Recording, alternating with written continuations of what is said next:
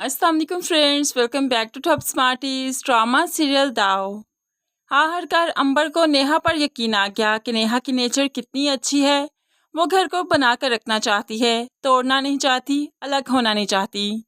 लेकिन अभी तक अलमास बेगम को यकीन नहीं आया, इसलिए तो वो सारे किए कराए का कसूरवार नेहा को समझती है और कहने लगी, इतने सबस कदम हैं तुम्हारे, जब से मेरे घर में आई हो मेरे घर का शरासा बिखर कर रह गया।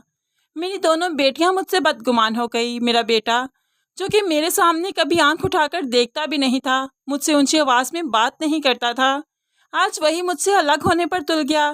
तुमने आखिर ये सब कुछ क्या किया, क्यों किया? तुम्हें तो मैं नहीं छोड़ूंगी, देखना एक एक बात का हिसाब लूंगी। अब अलमास बेगम भूल चुकी है कि कुदरत की तरफ से उसके लिए आजमाइश है, उसके गुनाहों की सजा है जो कि उसकी औलाद की शक्ल में उसे मिल रही है। और वो सारा कसूरवार नेहा को समझती है। खुद की हरकतें तो शायद भूल ही बैठी है, लेकिन नेहा अलमास बेगम की बातों को दिल पर नहीं लगाती। उसे तो संभालना है, तो अपना घर संभालना है, अंबर को संभालना है। इसलिए वो आसिम से कहने लगी, क्या आप अंबर का साथ नहीं देंगे? क्या ऐसी मजलूम लड़कियां जमाने की नज़र होती रहेंगी? और ऐसे औबाश लड़कों को फिर मौका मिल जाता है लड़कियों को दबाने का। आपको ऐसन का सामना करना ही होगा, उसे बताना होगा कि अंबर लावारिस नहीं है, एक भाई है उसके पीछे जो कि उसके साथ खड़ा है। देखिएगा अंबर को आपके साथ होने पर कितनी तसल्ली मिलती। और एहसन जो पता नहीं अब आगे क्या हरकत करेगा, तो वो भी अपनी हरकतों से बाज आ जाएगा। इस तरह से हमारे घर की इज्जत भी बच जाएगी और एहसन को भी सजा ज़रूर मिलेगी। अब जाकर आसिम को लगा कि नेहा ठीक कह रही है, उसे अपनी बहन का साथ देना चाहिए, ना कि कबूतर की तरह आंखें बंद करते हुए इस घर से रुखसत हो जाना चाहिए।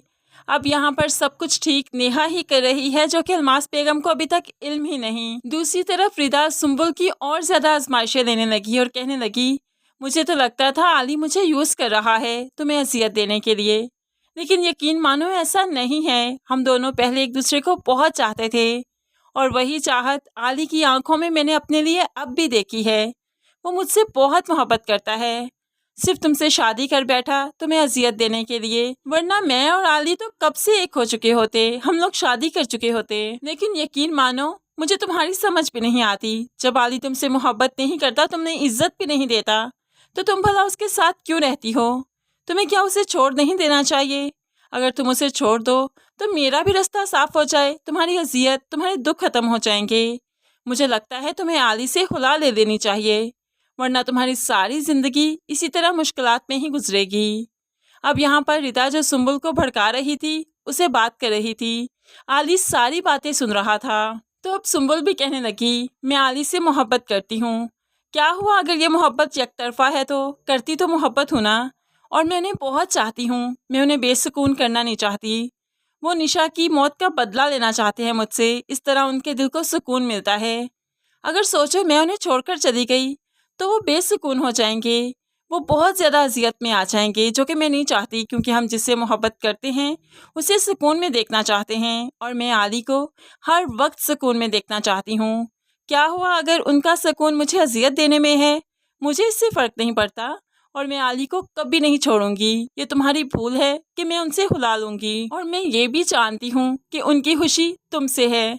अगर वो तुमसे शादी कर भी लें तो वो मुझे नहीं छोड़ेंगे, ये मैं जानती हूँ, क्योंकि उन्होंने मुझे अजियत देनी है, मुझसे बदला लेना है, और मैं भी ऐसे में उन्हें छोड़कर नहीं जाऊँगी। अब तो रीता बहुत परेशान हो गई, क्योंकि वो जानती है कि आली उससे शादी नहीं करेगा, क्योंकि सुम्बुल ऑलरेडी उसकी बीवी है। आली को रिदा की बातें सुनकर बहुत गुस्सा आता है, क्योंकि उसने रिदा को अभी कोई उम्मीद नहीं दिलवाई कि वो उससे शादी करेगा। आली तो सिर्फ सुम्बुल को जेलस करने के लिए रिदा के करीब चाहता है, अदरवाइज उसे रिदा में अब कोई इंटरेस्ट नहीं। लेकिन सुम्बुल जो कि रिदा की बातों से टूट चुकी है, बिखर चुकी है, आज आली के लिए चाय लेकर जाती है और पास फिर खुद भी बैठ गई और कहने लगी, मैं जानती हूँ आप और रिदा एक दूसरे को बहुत चाहते हैं, एक दूसरे से शादी करना चाहते थे, लेकिन फिर निशा की मौत ने आपको मजबूर किया कि आप मुझसे शादी करें, इसलिए आपकी ज़िंदगी तो पूरी बिखर कर रह गई। लेकिन मैं नहीं चाहती कि आपकी ज़िंदगी बिखरे, मैं चाहती हूँ कि आपकी ज़िंदगी में भी खुशियाँ आएँ, आपको भी खुशियों का हक है। इसलिए मैं आप दोनों की ऐसे ही खिदमत करती रहूँगी जैसे आप करती हूँ। मैं चाहती हूँ आप रिदा को अपना लें, उससे शादी करें। ये कहते हुए सुम्बुल यहाँ से उठकर चली जाती है। सुंबुल पर क्या बीती अब वही जानती है। अकेले में बैठकर बहुत रोती है। दूसरी तरफ आली भी सुंबुल की बातों पर गौर करता है और उसे एहसास होने लगा कि रिदा की वजह से उसने सुंबुल को वाकई बहुत टॉर्चर किया है। कहीं ना कहीं आली भी सुंबुल की फरमाबरदारी से, सुंबुल की चुप से, उसकी ताबियादारी से इम्प्रेस हो चुका है। वो सुंबुल को किसी भी हाल में छोड़ना नहीं चाहता। वो सुंबुल से मोहब्बत भी करने लगा है, जिसका एहसास अभी तक उसे खुद भी नहीं, और ये एहसास आली को बहुत जल्द हो जाएगा।